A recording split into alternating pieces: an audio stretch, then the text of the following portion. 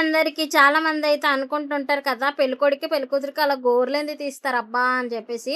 అలాగైతే ఎందుకు తీస్తారంటే, కన్యత్వం పోవడానికని చెప్పేసి అయితే గోర్లయితే తీస్తారంట. దానికని చెప్పేసి కలగూర సంబరాలు కూడా చేస్తారు. ఇక్కడైతే పెళ్ళికొడుక్కి, పెళ్ళికూతురికి ఈ కొన్ని ప్రోగ్రామ్స్ అయిపోయిన తర్వాత ధాన్యం దంచేటప్పుడు ఆ రోకలితోనైతే వాళ్ళకి కొన్ని చేస్తారు. ఆ పాట అనేది ఉండదు కదండీ! ఆ పాట మాత్రం మధ్యలో అయితే ఆపకూడదనమాట. వాళ్ళ చల్లదనం కోసం వాళ్ళ సంతోషం కోసం మన పాత పద్ధతుల నుండి ఎప్పటి నుండో చేసుకొస్తుందది. ఆ పాట కొంతమంది అనుకుంటారు రిసెప్షన్ టైం అయిపోతుంది. బేగా అయిపోవాలి, బేగా తేల్చేయాలని.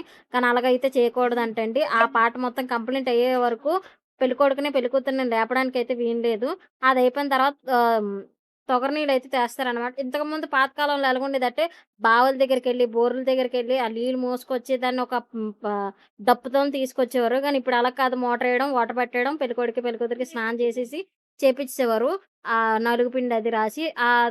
చాలా అంటే చాలా బాగుండేయి ఒకప్పుడు.